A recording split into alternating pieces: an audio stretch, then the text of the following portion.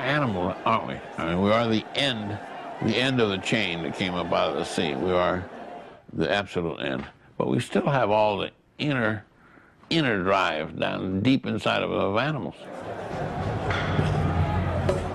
That's an animalistic quality to want to see two people fight it out. Wars have fought that way.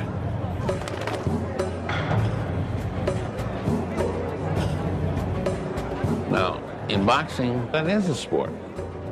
It's I'm going to hurt you.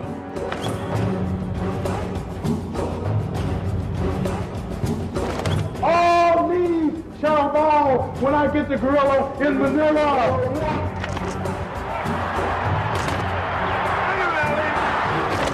Thrilla in Manilla est le plus grand combat de tous les temps. C'est aussi la troisième et dernière rencontre entre Joe Frazier et Mohammed Ali. Never again do we have two guys so important, so good, fight each other. They weren't really fighting for the heavyweight championship of the world in Manila. They were fighting for the heavyweight championship of each other. Les deux hommes se détestent. Une haine réciproque née des luttes raciales aux États-Unis dans les années 70. When I get the gorilla in Manila. I think God's gonna slap the hell out of him one of these days. La rancœur, accumulée entre ces deux champions pendant des années, He works for the enemy. atteint son paroxysme à Manille. And Ali looks tired. Ali leaned down and he looked at us. He said, "That's the closest thing you will ever see to death." Boy, that was hell, okay? If you were talking about a fight, that was a war.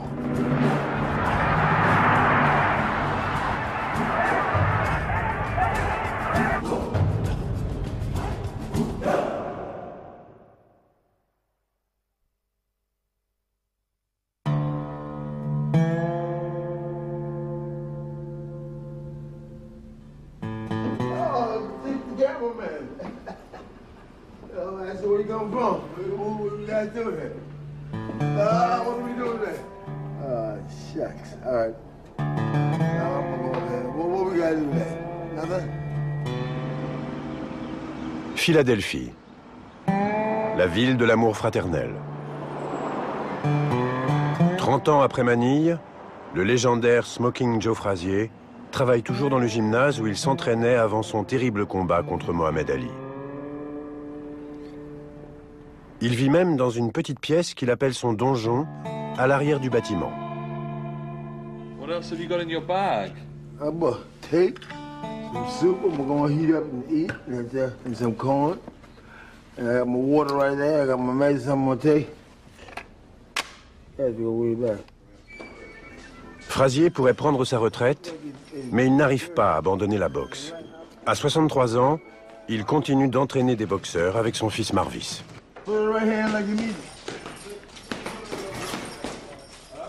Les murs de son gymnase sont une galerie dédiée à sa gloire passée. Il aurait pu devenir le plus grand champion poids lourd de tous les temps, mais il a dû compter avec son plus farouche adversaire, Mohammed Ali. In the ring, Joe Frazier and Muhammad Ali were the equal of each other. Yet today, Ali has sold an 80% interest in the use of his name and likeness for commercial purposes for $50 million, and Joe is living in a room above his gym in Philadelphia. That's an interesting look at how America treats its sporting icons.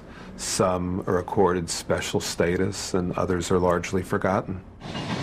Le gymnase de Joe Frazier est situé sous une vieille voie ferrée du nord de Philadelphie, dans un quartier qu'on appelle The Badlands, les bas-fonds.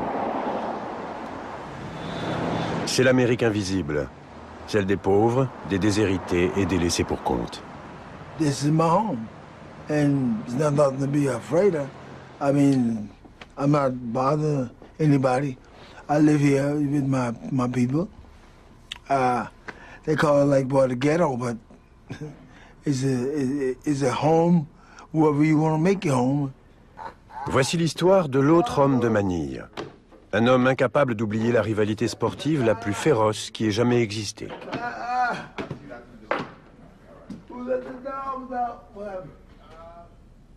En l'espace de 4 ans, au début des années 70, Ali et Frazier disputent 3 combats spectaculaires qui figurent parmi les plus marquants de l'histoire de la boxe. Mohammed Ali est célèbre dans le monde entier. Mais ce que le monde ignore, c'est qu'il a déclenché autrefois une vendetta contre Joe Frazier. Et Frazier est persuadé qu'Ali en paye aujourd'hui les conséquences. Whatever he indulged in his lifetime, it comes to show up later on as you get older. I don't care who he is. Whatever you've done when you're a young man, it comes to bite you in the butt when you get older. Trust me. So do you think he's paying the price for what he did as a young man? And said, that's right. God marks it down.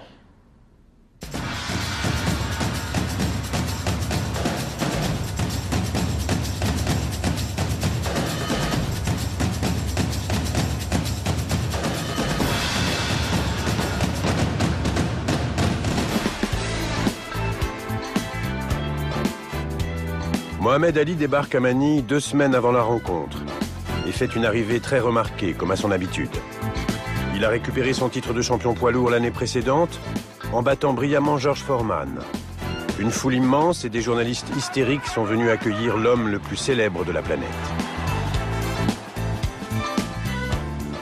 Ali was the star of the show, no question about it. The flight from Honolulu, which I took with him, was delayed just so he could come in at an appropriate time so people could be there and they could have live coverage of his arrival.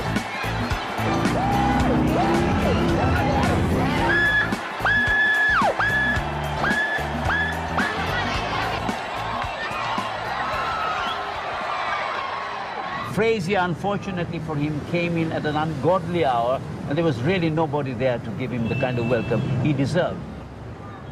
And probably Joe Frazier, somewhere down the line, felt that he was being neglected.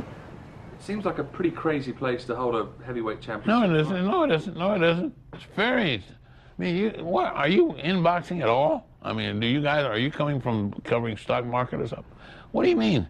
A fight is done where the dictator needs the fight to get the nation's mind off the revolutions going on in the mountains, or how bad things are and nobody's eating. Les boxeurs débarquent dans un pays déchiré. Les rebelles communistes se sont soulevés contre la dictature corrompue du régime Marcos.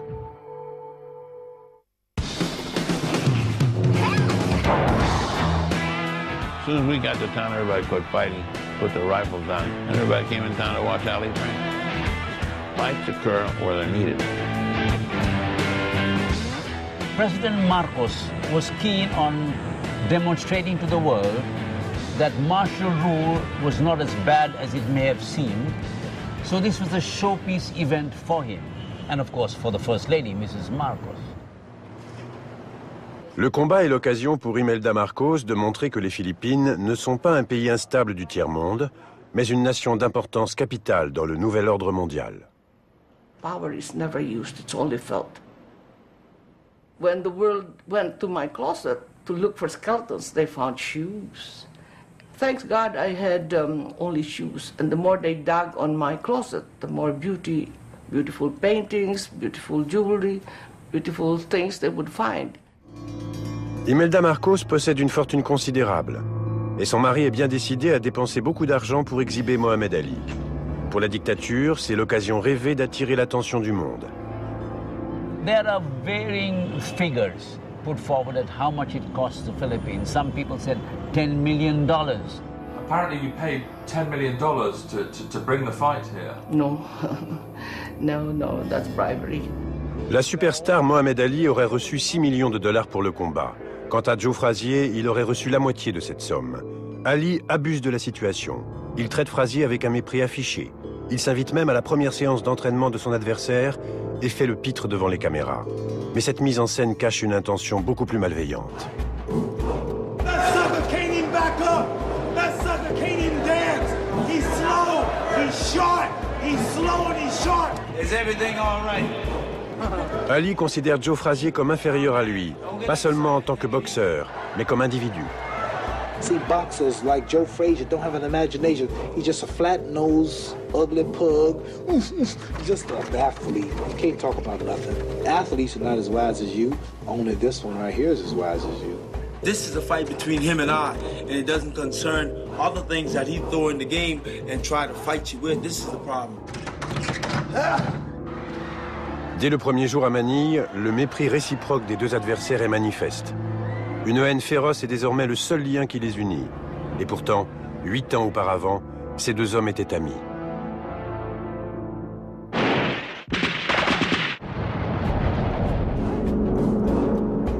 En 1967, Mohammed Ali est objecteur de conscience et refuse de participer à la guerre du Vietnam.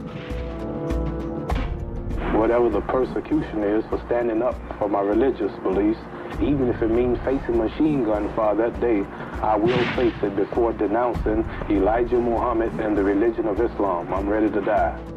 Ali est alors destitué de son titre de champion du monde poids lourd et perd sa licence. Le monde de la boxe et l'Amérique en général sont scandalisés par la décision du boxeur. Mais Joe Frazier respecte le sacrifice courageux d'Ali et lui apporte son soutien. They were friends. Joe found Ali kind of funny. Once Ali lost his license to fight and went into the 3 years of exile, I thought that Joe was very good to him. What Joe said to me was, if Baptists weren't allowed to fight, I wouldn't fight. We understood and sympathized with what Ali was doing on religious grounds. Privé de licence, Ali ne peut plus gagner sa vie en boxant. Il est désormais sans le sou et c'est son rival, Joe Frazier, qui lui vient en aide. Joe and I, we are going to New York for some reason. Just so happened, Ali is staying across the street in the Sheraton. We get in the limo. You go right across the street. Now, once the limo door closes, it's something like this. I'm in the middle. Frazier's on this side, Ali's on this side. How's it going, champ? Good, champ. How you feeling? Each one of them is calling the other one champ. I take the money. I don't try to hand it to Ali and say, here's a loan, here's some money from Boo. I just say, hey, man, and put it in his shirt pocket. Joe says to him, anything I can do to help you get your license back. All this is happening inside this limo.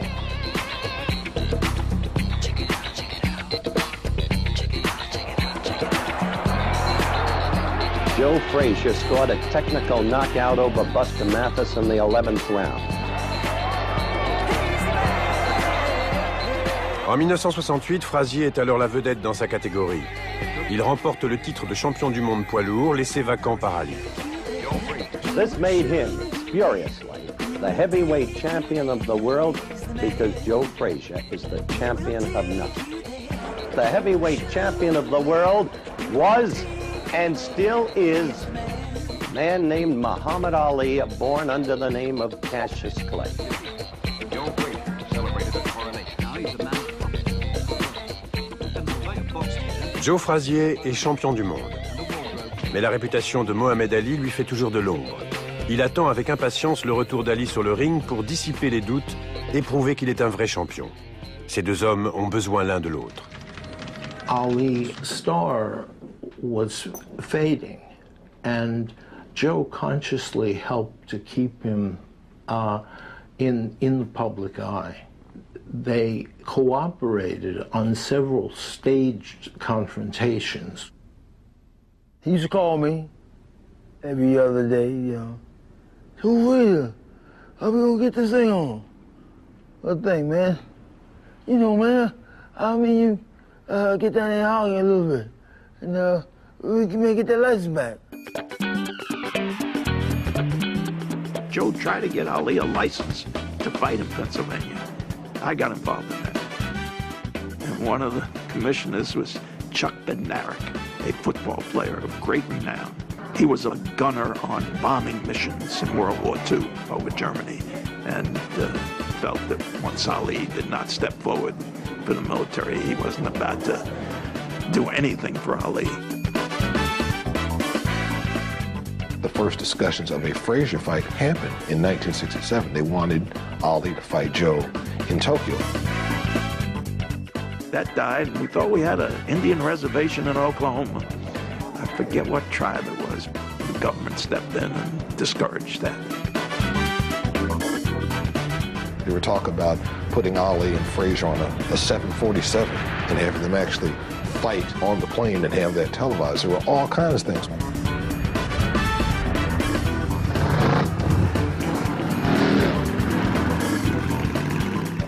Joe Frazier décide alors de se rendre à Washington pour demander la réhabilitation d'Ali. At the time was President Nixon involved, president, and I went over and talked to him. He said, "Well, all right, Joe, you want me to have a license?" He got it. En 1970, l'opinion publique est désormais contre la guerre au Vietnam. Et la Cour suprême déclare que Mohammed Ali a été injustement privé de sa licence. Le combat le plus attendu de l'histoire de la boxe peut enfin avoir lieu. Mais dès l'annonce de la rencontre, Ali change radicalement d'attitude. Il fait une croix sur l'amitié qui les unit et commence à attaquer Frazier d'une manière qui changera à jamais leur relation. He called me stupid. He called me ugly. Well, number one, he's ugly. Please. He can't talk, he can't box, he can't dance, he can't do no shuffle, and he writes no poems. He insulted in one way or another every opponent that he fought. But this was different. There was a kind of personal meanness that wasn't true with Ali and other fighters. Durant ses 3 ans et demi d'exil, Joe Frazier a toujours soutenu Mohammed Ali. Il a pris sa défense. Il a fait signer des pétitions pour qu'on lui rende sa licence. Il lui a même prêté de l'argent. Mais quand Ali peut enfin remonter sur le ring, il se retourne contre son allié d'autrefois. Now you're fighting a spiritual holy war when you face me now. But when you're fighting Joe Frazier, is that a spiritual yes, holy sir. war? Why? Because he's the Uncle Tom. Oh, he's not an Uncle He's not. Tom. Why did he insist on calling me Cassius Clay when even the worst of the white enemies recognize Muhammad Ali? He's the other type Negro. He's not like me. There's 2 type slaves. Joe Frazier's worse than you to me. That's what I mean when I say Uncle Tom. See, he's a brother. One day he might be like me, but as of now, he works for the enemy. C'est un revirement spectaculaire et Ali justifie son attitude en s'appuyant sur les maltraitances raciales dont sont victimes les Noirs aux États-Unis. An Uncle Tom is considered someone who is subservient to white people or the wishes of white people. That is probably the greatest insult that one black man can call another. Felt Ali had gone way over the line, so Joe felt betrayed. You know, here I am, trying to help this guy out. I can't speak for that man. That's a different kind of guy altogether, you know. What do you call that turncoat? A guy like wishy-washy, that's turncoat. I'm not a snake. I'm not a Tom. He betrayed Joe big time. But I feel to myself that, you know, like in his doing, he probably didn't think he betrayed Joe. He just think that he was a better man than Joe, you know. Did it upset your dad at the time being called an uncle? Oh, yeah, definitely, definitely. Ooh, man, Papa,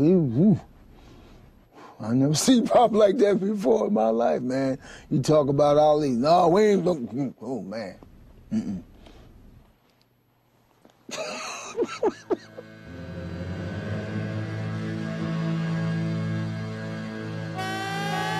Mohammed Ali se réfère en permanence à la politique raciale des États-Unis pour rabaisser Frazier.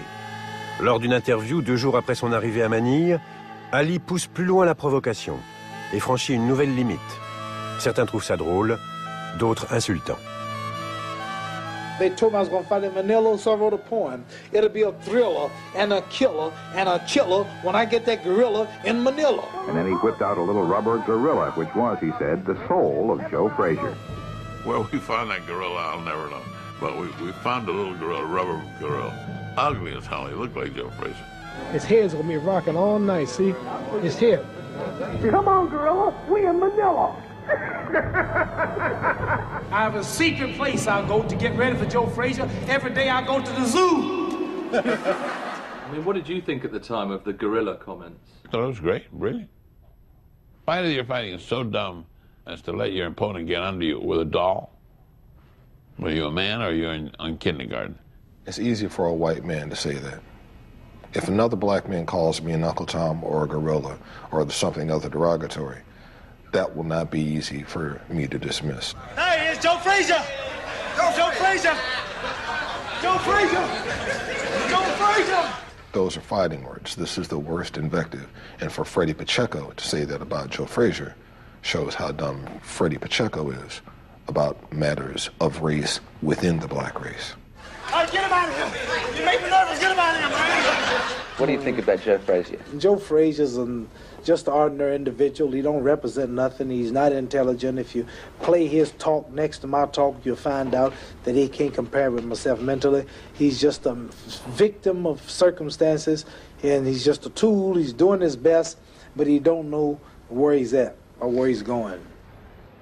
Ali considère Frazier comme inférieur. Les deux hommes se retrouvent embarqués dans une lutte acharnée pour gagner le cœur de l'Amérique noire. Ali n'apprécie pas que son rival soit pris en main par des hommes d'affaires blancs du nom de Cloverley. Joe Frazier became an employee of the company and the company's principal asset. Le dernier survivant de ce groupe est l'ancien policier Joe Hand, aujourd'hui organisateur de combat. In Cloverley, they were the 14 members. They were white people. There were 2 or 3 black fellas in there, maybe 2 black fellas. But as far as Ali was concerned, he was being controlled by the white people. Tandis que Frazier est financé par des hommes d'affaires blancs, Ali est soutenu par l'organisation militante noire, la Nation de l'Islam. Voici l'homme qui l'a converti. People would listen to him by him being the heavyweight champion of the world, and that was what we may call a great fish. We may have called a great propagator of the faith when we called Mohammed Ali. Les déclarations de Mohammed Ali s'inspirent directement de la Nation de l'Islam, qui revendique la ségrégation raciale et proclame que tous les blancs sont des démons aux yeux bleus. White people are not your brother. They are not your blood in your flesh. Elijah Muhammad was in charge. They ran a hierarchical organization. Nobody said or did anything unless it was approved from headquarters. These famous Ali lines about Viet Cong never called me nigger and all that, they were all fed to him, and he all recited them. I was inside of his house. He came and told me, he said, Brother Captain, the reporters is outside there. What am I tell him? I said, just go out there and tell them you ain't got no quarrel with the Viet Cong. They ain't never called you this or that. And he did it and it reverberated around the world. And you started it? Yes, I did. But I represent to you God in person.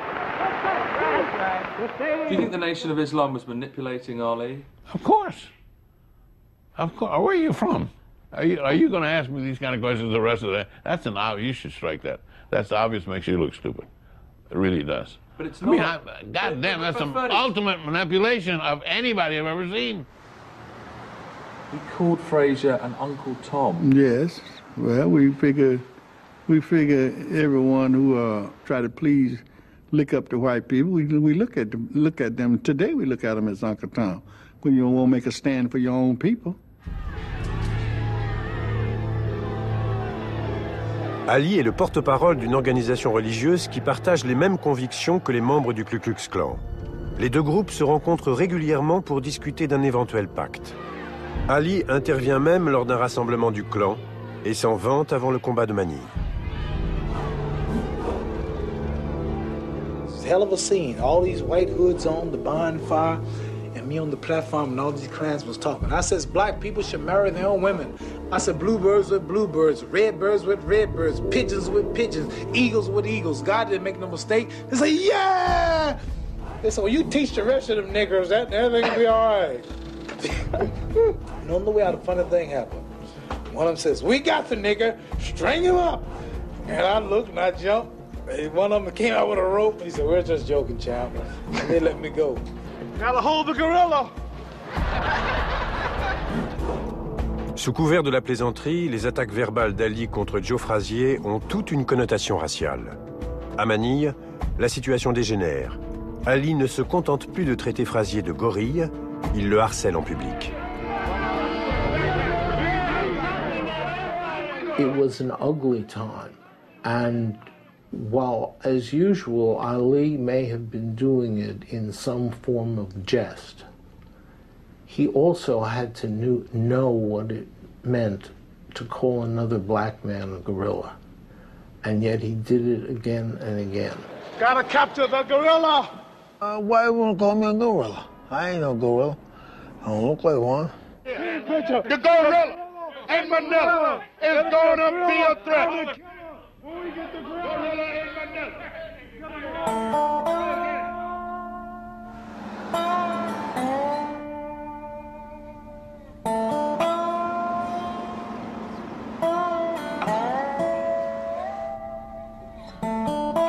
Ali présente Frazier comme un traître à la communauté noire.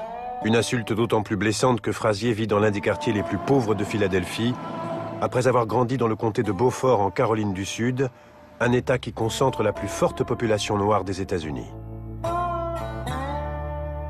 It was particular hell. Growing up in America, in my country, in my position, in my land, the state of South Carolina. Tougher than Georgia, Alabama, Mississippi, on down the line. I visited Buford, visited the home. There was a rotting car on the front lawn. His mom was smoking a corncob pipe, sitting on a swinger, and the surrounding area was just bleak. And while we were there, Joe went to cash a check at the bank in Buford. He was the heavyweight champion of the world, and they wouldn't cash it. They wouldn't cash it for him. And I thought, my Lord, we haven't come that far at all, I thought. Joe was much more the working class black person that Ali claimed to be speaking for. Joe was the one who went to work in the fields when he was 7 years old.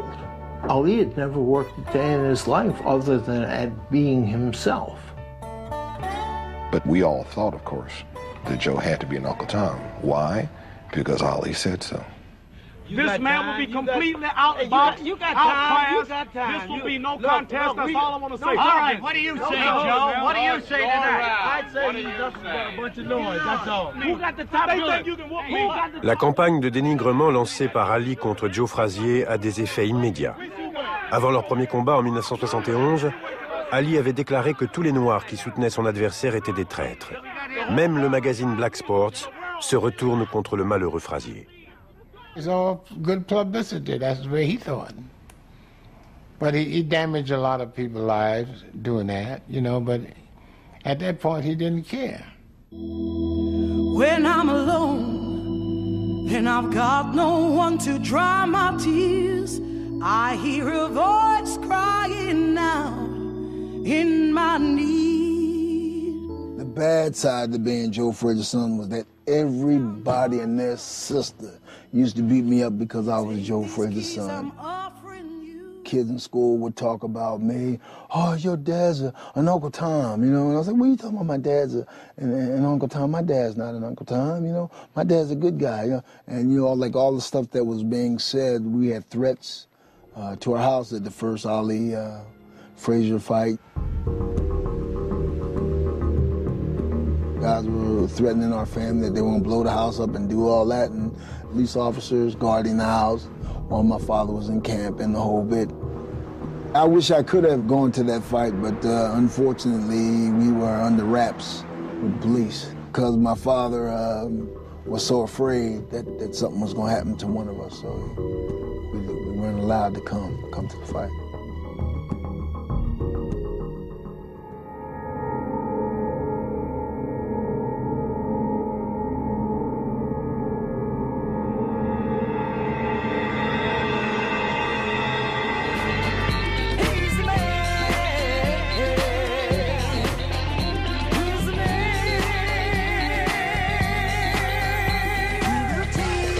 Mars 1971.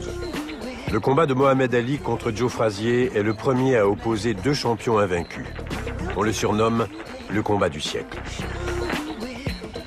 Ce premier combat captive une Amérique désormais coupée en deux.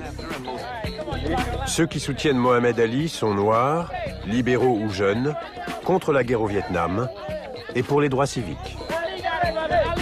We don't want to miss Ali do his job, you know. My man's gonna win, Mohammed Ali. Ceux qui soutiennent Joe Frazier représentent l'Amérique blanche conservatrice.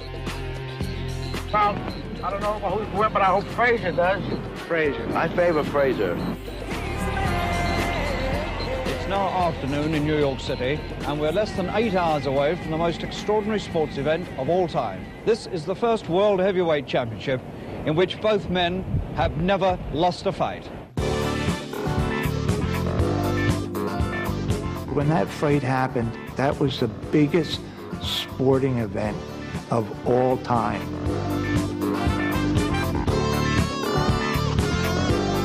Big, it was gigantic. The fight leading up to it was so intense. Everybody was excited about that fight. The ring photographer was Frank Sinatra. Burt Lancaster was the color announcer. It was a happening. Quelques heures avant la rencontre, Ali est tellement sûr de gagner qu'il va même jusqu'à faire une déclaration en cas de victoire de Frazier. Joe Frazier with me, I'm going to get on my knees and crawl across the ring, look up at him and say, you are the greatest, you are the champion of the whole world. I was the guy who was designated to go down to Ali's dressing room and make sure he ain't slipping no horseshoes in the glove and all that, right? Frazier's man, what up? What's Joe doing? Is he ready? And I'm like, oh man, I'm like in shock. I can't even believe, one, that the fight is happening. But now I'm in the dressing room and it's less than an hour before this fight is gonna take place. He called me Little Smoke. Don't let Little Smoke go. Tell Joe this is what I'm gonna do to him tonight. And he gets in front of the mirror and starts shouting about, tell him to take this. Can he handle that? Then he shuffled. I was like, oh, hell no, I'm about to pass out in here. And he says to me, tell these cameras to get the fuck out of here because it's time to go now. Every time he breathed right down on me because I was in his nose hole. As he moves back, there's the big one, and no sign at all that Frazier's going to fall in 6.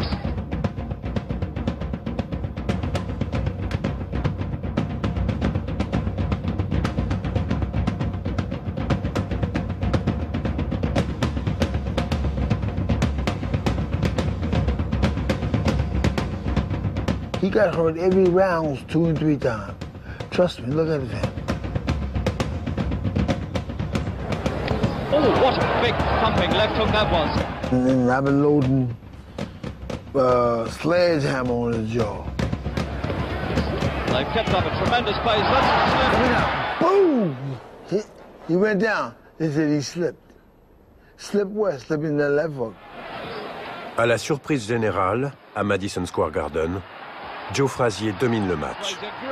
Well, I know I got him now. The fight's mine. You know what? They couldn't buy that, steal, stole, rob, no way. The fight's mine. Frazier's at last caught up with him. Tremendous left hook. When he knocks him down, he's not on his feet. Frazier is off his feet, maybe 6 inches off the ground. He had a lunge with his left hand. Bam, boom, all one shot, see? And that bang, and then bang, bang, boom, all in one shot. it's such a shining moment for both of them because Ali got up before the count of 4. He scrambled to his feet. That surprised me. That surprised me. I don't know what he's been drinking, but how he get that fast? And after being knocked down like that, he got up and told her, I'm all right? No. And Frazier grins over Clay's shoulder, and he grins at his corner. It's over, and it's gone the distance. And Frazier gives him a contemptuous little pat on the hand. Des centaines de supporters restent à Madison Square Garden totalement incrédules face à la défaite de Mohammed Ali. Joe Frazier est le premier boxeur à l'avoir battu.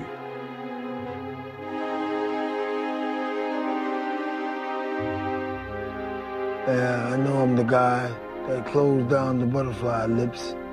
Yeah, I'm the guy that dusted his pants off.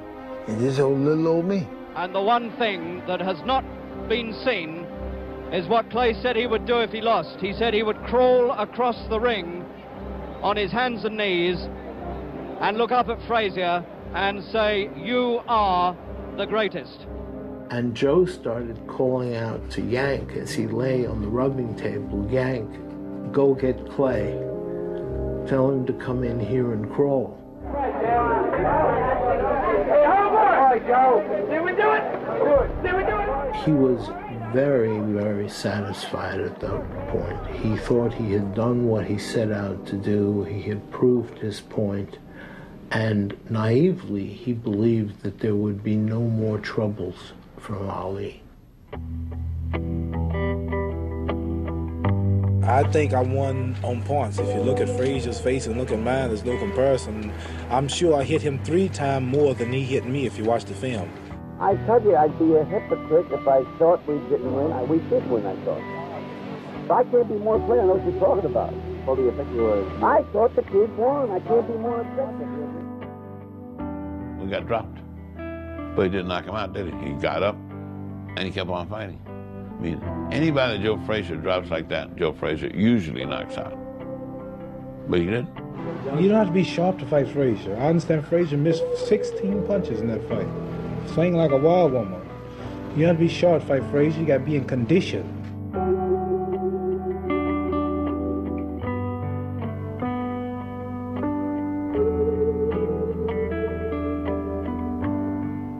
Joe started hearing this and realizing he was never going to be accepted as the true champion by a lot of people, and that Ali was never going to give him his proper due as a black man.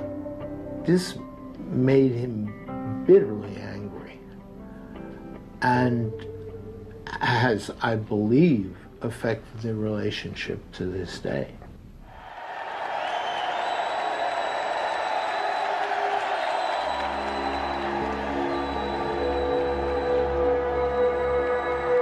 À Manille, Mohammed Ali sabote les séances d'entraînement de Joe Frazier. Il politise la rencontre avec ses perpétuelles blagues sur le gorille.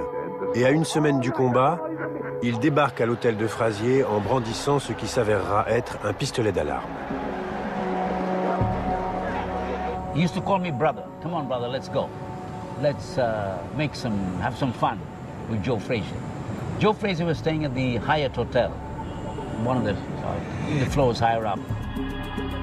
And Joe and I were talking, and I think maybe the window might have been open a little bit, but there was a balcony off his bedroom. So he heard this noise, and we looked out the window, and it was Muhammad Ali out there, you know, with his car screaming, I'm gonna get you, Frazier, or something like that, and he was screaming up at the room. Shouting at Joe Frazier, come on, Joe, you gorilla, you ugly guy, and he was pointing this gun, I'm gonna shoot you, I'm gonna shoot you. We come out to the balcony. He points the gun, pow, pow, pow, like he's shooting at Joe, and we run it back because you don't know just what he's capable of doing. I was like, whoa, what's going on? What are we doing? That's not what we're doing. Is that what we're here for? Yeah. I hit a hammer. Clunk. Clank. He stabbed me about 3 times. I started to run around. I'm thinking, where's all the news media? Because if you go out the door, as soon as you walk that door, there was news media. You get off the elevator, there was, no matter where you were, breakfast, lunch, dinner, any place, it was just full of news media, all trying to get that extra little story or something. I couldn't find one person.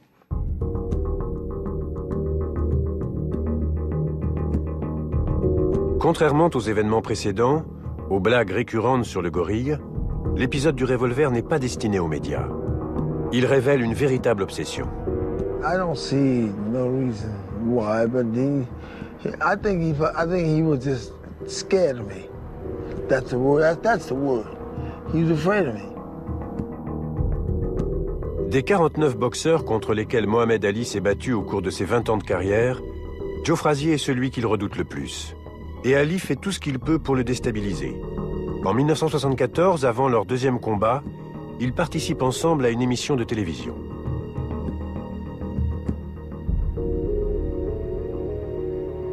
Ali conteste toujours l'issue de leur premier combat, et une fois de plus, il prend un malin plaisir à humilier son adversaire en public. White people say I lost. And that's some white people. All black people know I won with some sense. Because of my religion, because of my draft police, I didn't lose the fight. First fight, Ali had branded Joe an Uncle Tom, and he knew that hurt. Second time, he called him ignorant, and that had some very immediate repercussions because they got into a fight in the studio when Ali said it. Sit down, man. Sit down, Joe. Why you think I'm ignorant? Sit down, Joe. Huh? Sit down quick. Why you think I'm ignorant? So, the brothers are here. Doing this too? No. Sit down quick, Joe.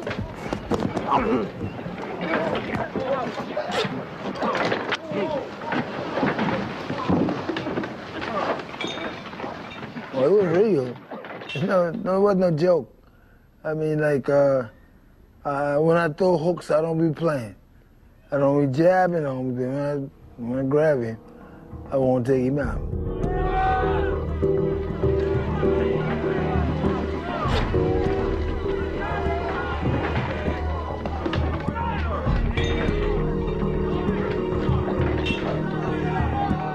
Joe wasn't doing this for television or to build the fight up like the fighters that come to this gym do. He truly disliked this guy. There was no love lost there between the two of them. Le deuxième combat en 1974 est décevant. Ali se méfie de la puissance de Frazier et se borne à le contenir. Il finit par gagner au point. L'entraîneur de Frazier, Eddie Futch, est furieux et accuse l'arbitre de favoriser Ali. Tony Perez allowed Ali to hold Joe behind the head in such a way that Joe couldn't do the body work that he did in the first and third fights. L'arbitre Tony Perez dira plus tard qu'il ne pouvait rien faire, parce que Frazier avait l'air satisfait de combattre au corps à corps. Since the first fight, you said that was a white man's decision. What was last night's? White man's decision.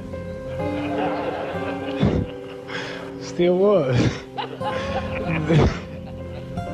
The first time was his wrong decision, this time was his right decision. Il manque au combat l'excitation des grandes rencontres, parce qu'aucun des adversaires n'est plus champion du monde. Un an auparavant, en janvier 73, Frazier a cédé son titre à George Foreman à Kingston, en Jamaïque.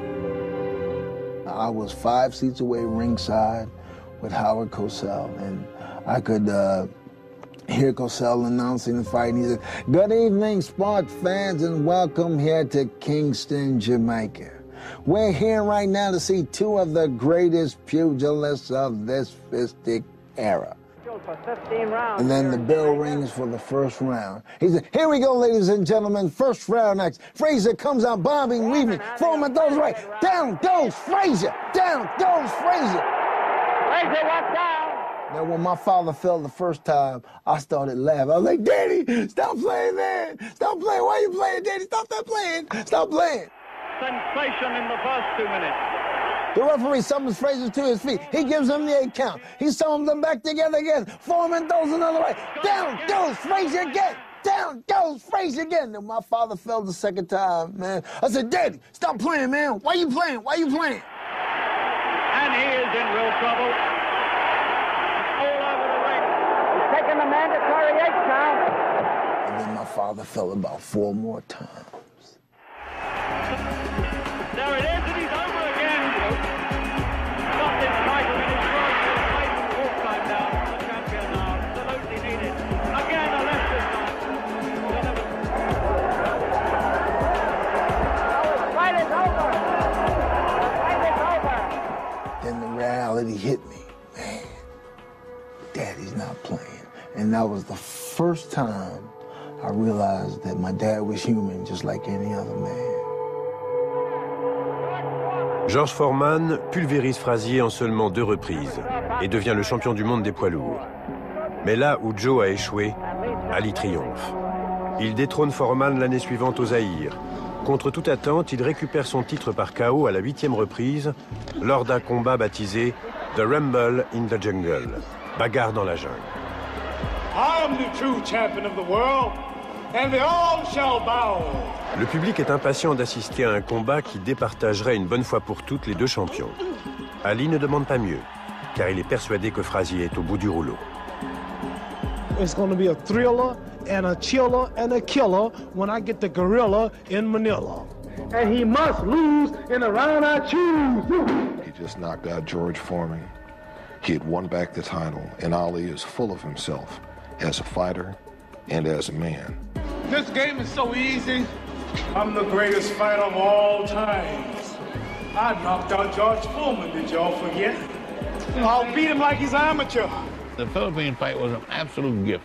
The only reason we gave him that fight was we thought he was shot. Let's give poor Joe a fight. I hear he's bad on his money. Let's give him $1 million. That's how he got that fight. Ali did that. Everybody said, oh, not Joe Frazier again. He said, he's shot. It's all over. The fight might not go 2 minutes. Some people didn't expect you to have any chance in that fight in Manila after what had happened to you with George Foreman. You got a different kind of man.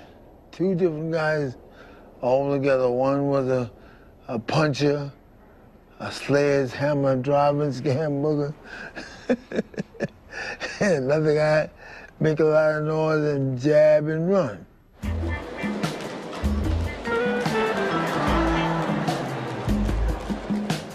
I always comb my hair when the press is here because I must preserve my beauty.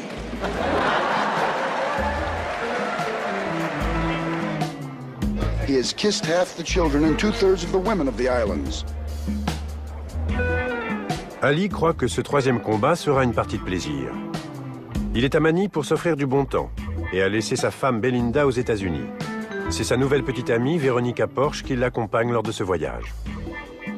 He was something of a womanizer, and being married didn't stop him. There was this incongruity between the fact that he was a man who in many ways seemed devout in his religious beliefs and preached the sanctity of women and respect for women, and yet didn't show an awful lot of respect for his wife.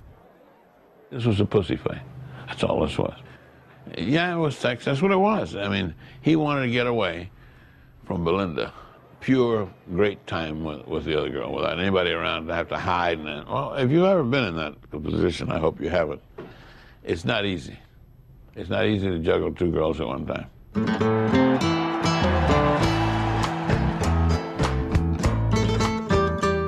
See, he went with Veronica Porsche to the presidential palace.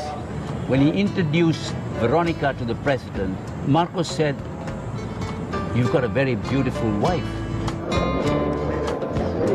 Gentleman also that he said, "No, Mr. President, your wife is more beautiful than my friend." Flaunting her so boldly that the president of the Philippines, among others, thought Veronica was Mrs. Ali. And Belinda apparently saw the footage on television. She took the first flight and came charging in. Actually, on the plane that I was on, she flew there in a cold rage with a phalanx of Muslim bodyguards. One of the American networks, they were about to do an interview when Belinda stormed into his suite, charged into the room, and so they both went in there, and it was kind of noisy. Stop big matchup. Joe's camp looked at Ali's camp as though it was in chaos and that this was going to work to Joe's advantage. À 5 jours du match, Joe Frazier quitte Manille pour s'isoler dans une villa à l'extérieur de la ville. Pendant qu'Ali s'amuse avec sa maîtresse, Frazier mène une vie de reclus avec une seule chose en tête, le combat. There's so much tension the week leading up to the Thrilla in Manila. It was decided that you need to get Joe out of the hotel. They moved Joe out to this villa on the outskirts of Manila, mountainside. He and I just stayed there by ourselves. We would stand outside, like on this bluff or whatever, right up at the back of the house, and just look. Stand there for hours at a time, not talking. He's not saying nothing, I'm not saying nothing. He will fight that fight tens of times in his mind. Dream about it. Week as it gets closer to that fight, sometime he win, he ain't gonna tell you, sometime he lose. And then I say, well, you know what, man, remember when we did, to break him off of that, because it'll eat you up.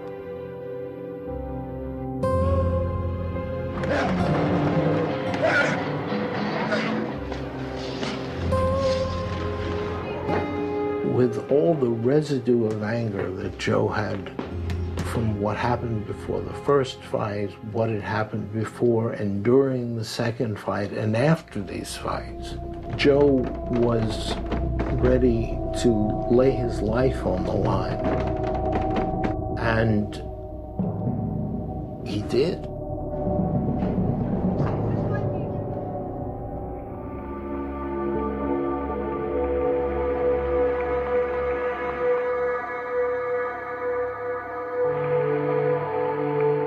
Le thrilla in Manila est l'une des premières retransmissions mondiales en direct. À cause du décalage horaire et pour satisfaire le public américain, le combat a lieu dans la matinée. Good morning. It's morning here in the Far East, and good evening if you're elsewhere. I'm Don Dunphy, your ringside commentator at the Philippine Coliseum, which is jumping with about 28,000 boxing fans. This is the first time I've seen this. All the years I've been watching. Madison Square Garden in 1971, the challenger makes the first appearance. Joe Frazier, 31 years old. I was in the dressing room with my father before the fight. The atmosphere was kind of quiet, and he said, they said a word of prayer, and then we marched out. I said, Lord, I want you to give me the strength, the power to know how to kill this damn bullet.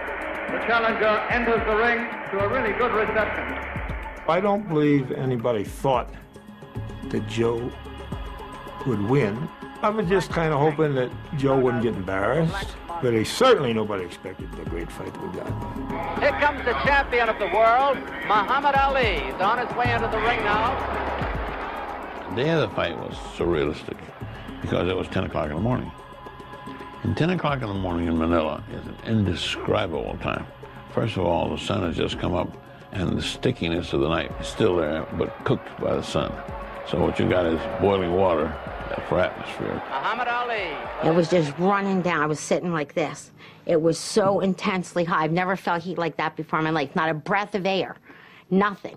And that was sitting there. Can you imagine being in the ring? I don't know how they did it.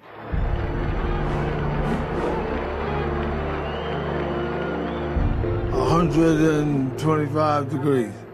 We were fighting against each other. Then we were fighting against the heat. From Louisville, Kentucky, USA, the heavyweight. Filipinos go for the underdog. And Frazier had been so battered in media and battered on television and radio by Ali that they cheered Frazier and booed Ali. More booing, I would say, than cheering. Filipinos like people to be graceful, and you call the other side guerrilla.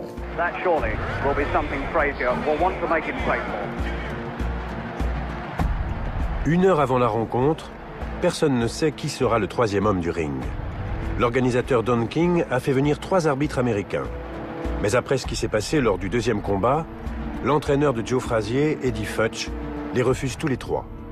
Voici celui qui les remplacera au dernier moment. Un Philippin qui ne parle pas un mot d'anglais et qui, dans son pays, est plus connu pour ses talents d'acteur que d'arbitre de boxe. You look a bit like Yul Brynner there. Yeah. Yeah. I didn't notice that. That is 32 years ago. I was 41 years old at that time. The winner of our main event will go this handsome trophy.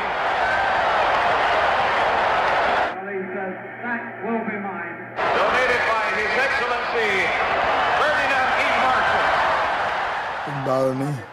My mind wasn't to take him apart. He didn't have no idea that the third fight would be as tough as the first one. I want to damage him. So they're set to go, and Ali is doing precisely what he said to me he would do. He's telling Frazier what he's going to do to him, and Frazier's talking back to him. What was he saying to you? He said he's going to whip me. I'm the champion, I'm the greatest. Okay, great. We gonna I'll give you that bell, right? So it's the old show once again. I can't tell you how exciting boxing is when you're a part of it, when you're in the corner. When the bell sounded in Manila, I thought the top of my head would go off. Georgie Benton était l'un des trois soigneurs de Joe Frazier. Yeah, I was in Frazier's corner all the way. I'll never forget where I was. Yeah, that was the greatest heavyweight fight in history. And when it starts, it's like hard to breathe. I mean, you're just there like, here it is, you know, and here it's happening right in front of you. It's like just this amazing feeling that comes over you when you're close to it, too. I was standing, I guess, on the apron side of the ring, but I felt like I was right inside the corner. You know, I could hear everything, I could see everything. The excitement was there, the heat was there. And more important, both fighters were hurt fighters. And they could have hurt each other. I didn't know that either one had the capacity. Ali, gloves high, exaggeratedly so. Too far away. Yeah, too far away, smoke. Need to get a little closer.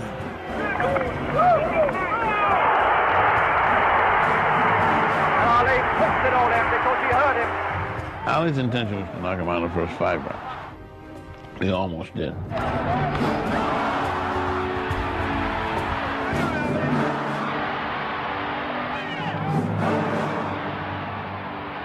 There was a couple of places where Joe buckled real good. End of 2 rounds. Both of them have gone to Ali. Joe was not getting down low enough, and it was eating a lot of Ali's jabs.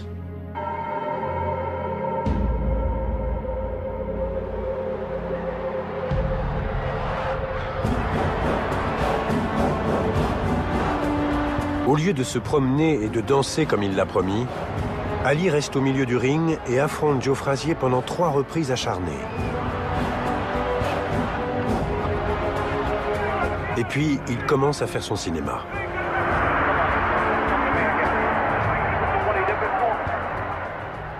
During the fight, he said, a 1, a 2. Every time pressure a 3. Jack Binimbo and Jack Big Whip. So during the fight, Ali was singing nursery rhymes. Yes, yes. Is that all you can give? You ugly gorilla? Come on, hit me. Come. That's the way he broke out of a corner off the rope and knocked down Foreman.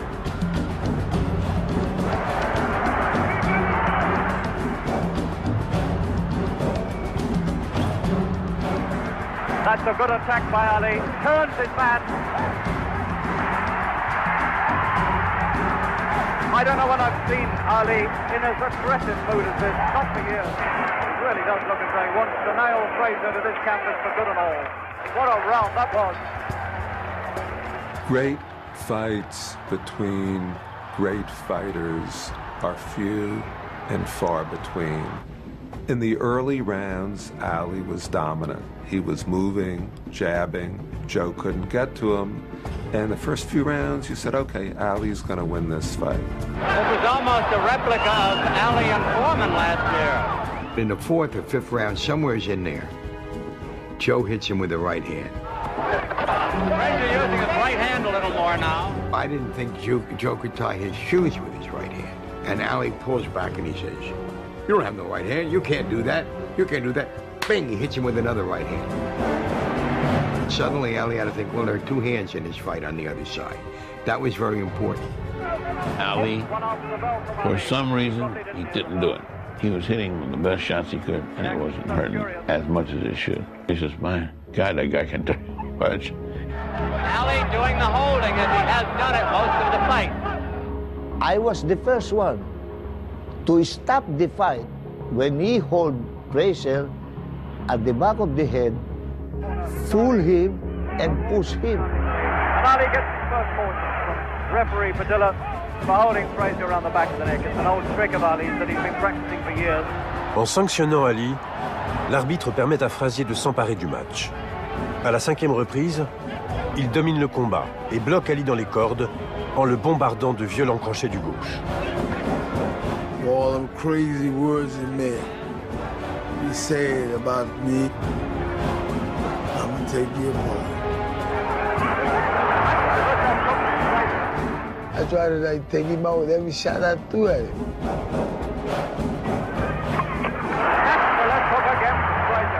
Muhammad Ali, great man, done a lot of great things, but overrated.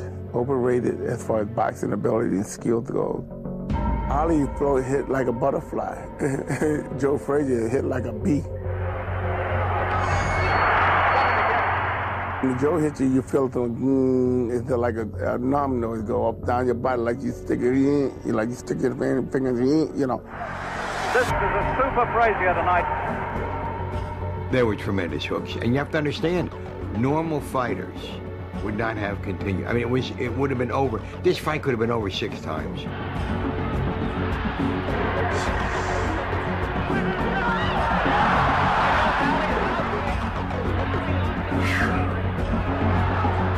He wasn't just beating Ali, he was beating Ali up. Big difference. Pendant 6 reprises successives, Frazier se venge sur Ali en le travaillant uniquement au corps. Il vise le cœur, le foie, les reins. My instructions to Joe was this. So now what you got to do is stay right on top of Ali. Hit the sandwich anywhere. Hit him on the hips, hit him on the leg, hit him anywhere. Once I stopped your organs and those kidneys and livers stop functioning, he can't move but so fast. Sure it works, man. Don't look by his head. The organs in his body have to be functioning. If you slow him down, he can't do what he wants to. When Joe had Ali on the ropes, he would hit him on his hips.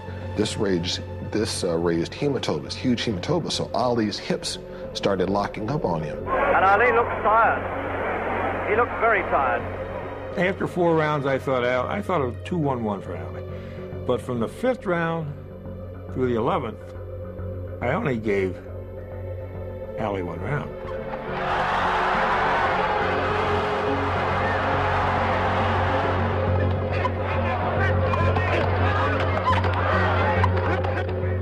I couldn't watch many of it because you could hear the sounds when the fist could land on the other side.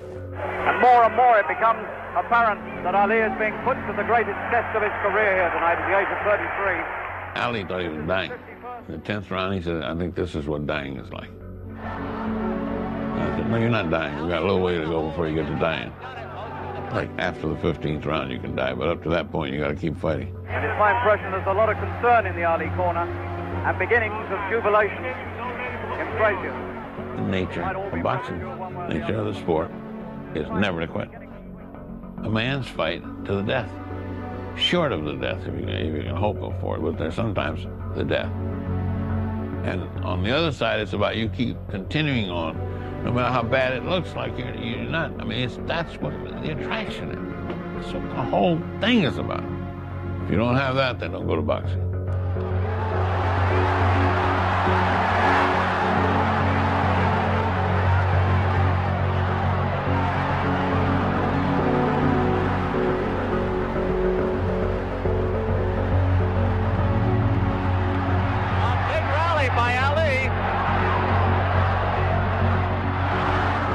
Des années de violence verbale et de rancœur poussent les deux hommes à se battre jusqu'au bout.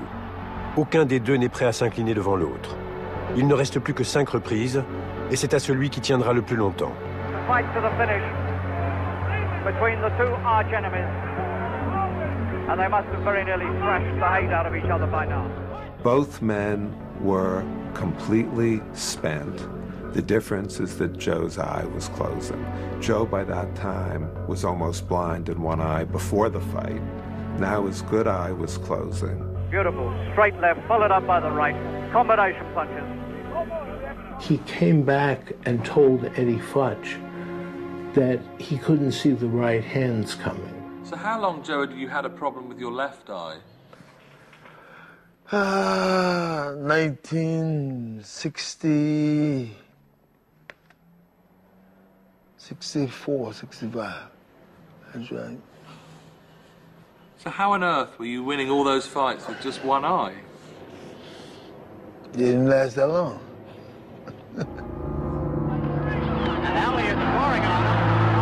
À l'exception de son entraîneur Eddie Futch, tout le monde ignore que Joe Frazier s'est battu durant toute sa carrière avec une vision partielle de l'œil gauche, conséquence d'un accident lors d'un entraînement en 1964. Time and again has had Ali on these ropes. Has to take punches to try to keep him there. It's onto his stool. The 33-year-old champion seems to be more and more tired. Avec son œil droit qui se ferme peu à peu, Frazier affronte les dernières minutes du combat le plus important de sa carrière, pratiquement aveugle. Two good fighters getting together. The best in the world are getting together. And one of them is blind. You can't ignore that.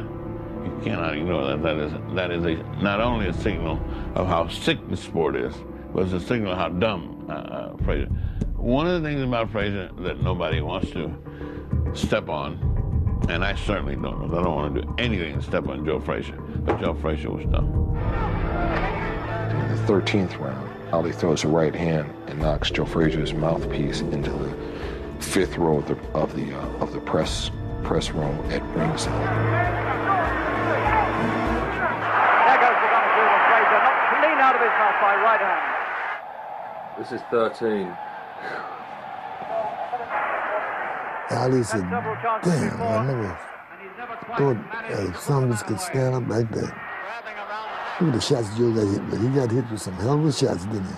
And kept coming. Damn, I don't really, I was in the corner and I don't know how the hell he stood up.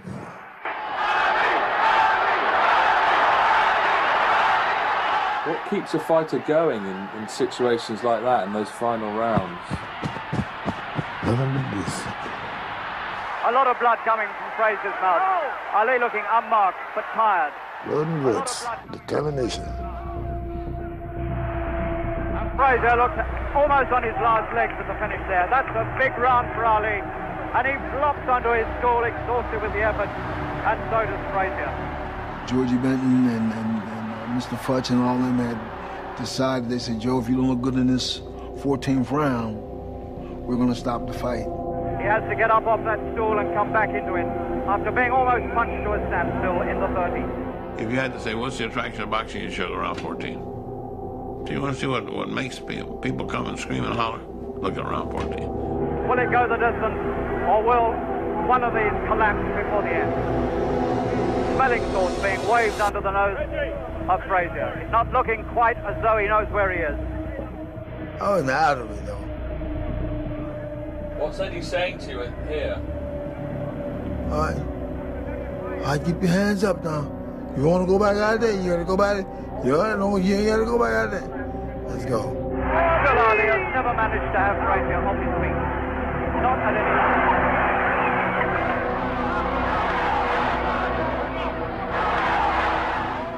Round 14 was the closest I've seen somebody come to killing somebody. He was very close to killing him. very close. He was hitting him straight right hands with a left jab in front, open. Frazier's badly hurt. It's the most brutal of the 41 rounds that they fought. There are 5 or 6 times where Ali throws combinations where you expect Joe to fall. And he staggers, but his will keeps him up. Frazier's left eye is shutting.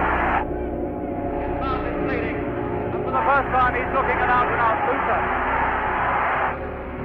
The punching has got to Frazier at last. He's reeling all over the ring. It's what gets people killed in boxing, where the fight becomes more important than life and death. And that's why people die in boxing. I love boxing. I love these two guys. But at that time, I hated it. I mean, in those in the last round and a half, I thought to myself, somebody's got to stop this. And Ali can take him out if he's got the strength. Nah, he couldn't take me out, though. We was dead, both of us. I was dead. I'm fighting back, but I'm fighting out of instincts. Coming to the end of the round. There it is. And Frazier reels about the ring on rubber legs. He doesn't know where he is or what he's doing. Eddie Futch comes to him. They're my ringside notes of the Manila fight. And I ended up 63-63 after 14 rounds, which has been 7-7. After 14 rounds, as I recall, I had Ali ahead by a point. And I felt if Joe could stand up and punch, that he could either knock him out or we might well have a draw. Either Ali was going to win by 2, or it was going to be a draw, or somebody was going to get knocked out. And as usual, I was wrong. You know, it was kind of a crazy thing. There's a guy who used to be in my father's training camp. His name was Willie the Worm Monroe. Willie the Worm was on the other side of the ring. And I could see Willie like... He heard Ali say to Angelo Dundee, cut my gloves off after the 14th round. Wali Muhammad, who was a corner man for Ali, told me something that I had never heard before and found extraordinary, but Ali later confirmed for me, which is Ali went back to his corner and said to Angelo, cut him off. He was exhausted. Since after round 14, I was ready to quit myself. I was ready to say, if Ali said that's enough, it's okay with me. Because both of them were getting killed. Alors que Mohammed Ali demande à son camp d'arrêter, Joe Frazier, même s'il est presque aveugle, veut absolument continuer le combat. And Joe was getting hit with so damn many hard punches, and Eddie Futch kind of figured maybe he should stop this fight. And somebody in that corner wants to stop the fight. They're arguing about it. No, man, let me continue. I don't want to stop. Let's keep on going. No, come on, Ed. Somebody in Frazier's corner is saying he ought to be stopped. Told Eddie in the corner, don't stop this fucking fight. Don't you stop this motherfucking fight. And you see, yes, no, you can't see. As I can see, I can make you run. No, yo, look. And he takes, how much fun I got? I said 1. Yeah, okay, you can call us off. And Eddie Futch is calling it off. It's all over, and Muhammad Ali at the end of the 14th round is a TKO winner. He did it in the end, the hardest fight of his life. Dundee, I think it was, who pointed over there and said, they're cutting the gloves, cutting the gloves. And Ali got up and looked and went right down to the ground. He couldn't stand up. And Ali's out on his back in the ring. He's collapsed. Ali has collapsed on his back. Because he was going to say he would come back out. I don't think. Yeah. And he's in just as bad a way as Joe Frazier, who had to go first.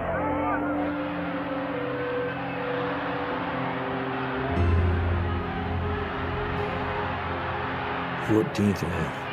The last sentence says Joe reeling from headshots, and that's just about what it was. He almost went down. It would have been sad. It would have been sad for the referee to stop it with Joe on the floor. It really would have been a sad ending. He didn't deserve that. I was just wondering if it had been a draw. Oh boy, that would have been beautiful. I believe that Ali was significantly more exhausted and had been beaten so much to the body that there is a real chance that if Eddie Futch had not stopped the fight in the corner after the 14th round, that Ali would not have come out for the 15th round and Joe would have won. I know that's what Joe believed at the time.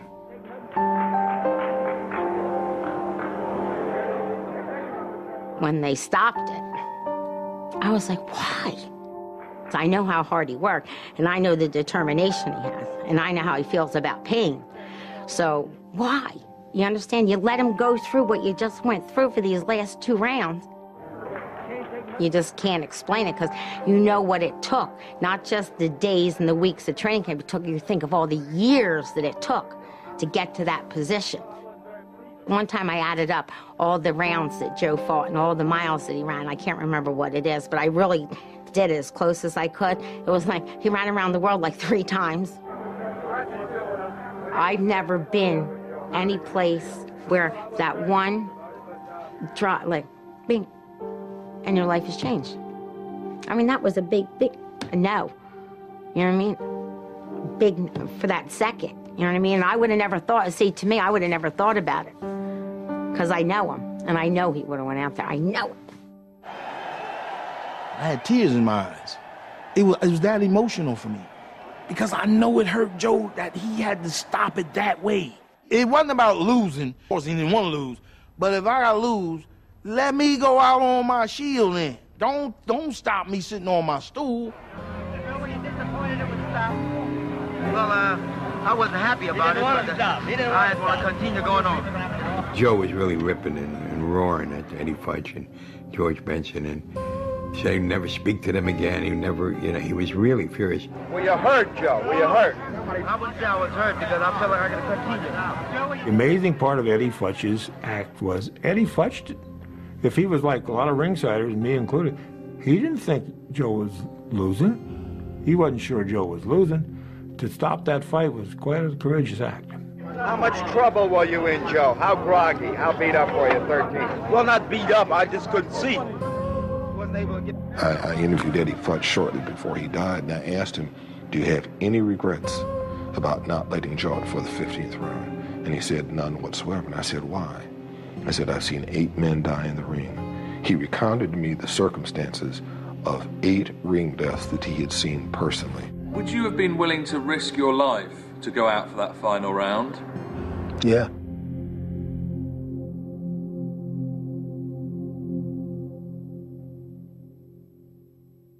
How did he feel after the fight? Talking big. Look, get that motherfucker back again. That's what he said. I want a rematch with this motherfucker. He didn't win that fight, like that kind of stuff. He is tough. He's a great fighter. I'm so tired, I don't want to do nothing. I want to rest for 1 week. My hips. Des années plus tard, Mohammed Ali dira « Si jamais Dieu m'appelle pour faire la guerre sainte, je veux Joe Frazier à mes côtés. » Et juste après le combat, il a cherché à se réconcilier avec lui. Following the fight, the security comes over and says, guys from Ali's dressing room want Butch. What? Now everybody's looking at me like, woo, why does Ali want to see you the first thing after this fight? I go down to Ali's dressing room, we push through all the press, and he says to me, listen, is his son Marvis around? I'd like to apologize for what I've been saying. He said, Marvis, I just wanted to apologize to you and your father and your family for the things that I said. And he said, make sure you tell your father that, And so I told Pop, and then Pop said, hey, son, why didn't he say it to me? He said, you're not me, son. He said, in front of all them people, he said all them things, all them nasty words, all them things. He said, let them come to me and tell me.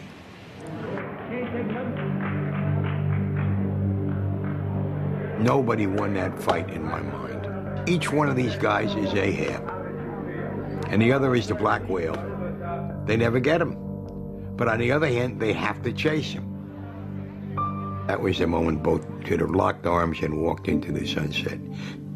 That was the moment they should have said enough. And so for the first time, Mohammed Ali manages to stop Frazier inside the distance, but at what cost to his own strength, his own resources, and his own future. What was the effect of that fight on Ali, do you think? It was the end of his career. He should never fought again. Never fought again. But he wanted to keep going. And the Muslims wanted to keep going. And Angelo Dundee wanted him to keep going. And the world wanted him to keep going, except me. I'm the only one that said, that's enough. Don't go again. He's pissed in blood. He can't walk straight. He can't talk straight. He can't see straight. He couldn't pass a real exam if they gave him a real exam. I'm just proud to let them see the stuff that they said and how much damage I've done to this man, both mind and body. Let them see. I don't think Joe is mellowing towards Ali, and I don't think Joe will ever mellow. Joe has said things to me like, he beat me in Manila, but I sent him back worse than he came. He'll look at Ali with great satisfaction and say with a not particularly nice smile, I did that to him. Every now and then he'll say something along the lines of forgiveness, usually before some economic opportunity, but then very quickly afterward he reverts to form. When Ali was lighting the torch, one of the reporters here in Philadelphia said, Joe, what do you think about Ali lighting the torch? He said, I think he should be pushed in the flames, And I said, Pop, you know me? He said, yes, I do. Have you ever dialed his cell phone? You never dialed your cell phone? You never hear what he says on his cell phone? You want to hear what he says on his cell phone? Give me my cell phone. Let's pull that out. My name is Smoking Joe Frazier. Sharp as a razor. Yeah, float like the butterflies, things like to me, I'm the man, then the job, look and see. Call me. Bye-bye. I really try to tell him there's no sense in being like that because, hey, what's done is done, Or you can't walk around with a burden for the rest of your life. You got to forgive,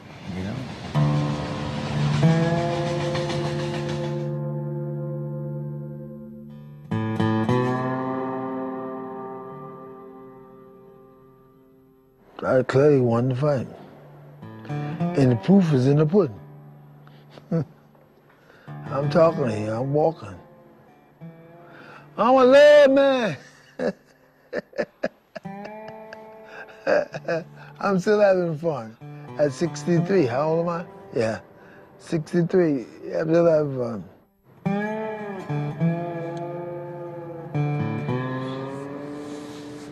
I'm just hoping that, somewhere down the line that he would ask the Lord to forgive him, that's all. All the thing that we have done, and he said, before you take that last, you do this, you ask for forgiveness.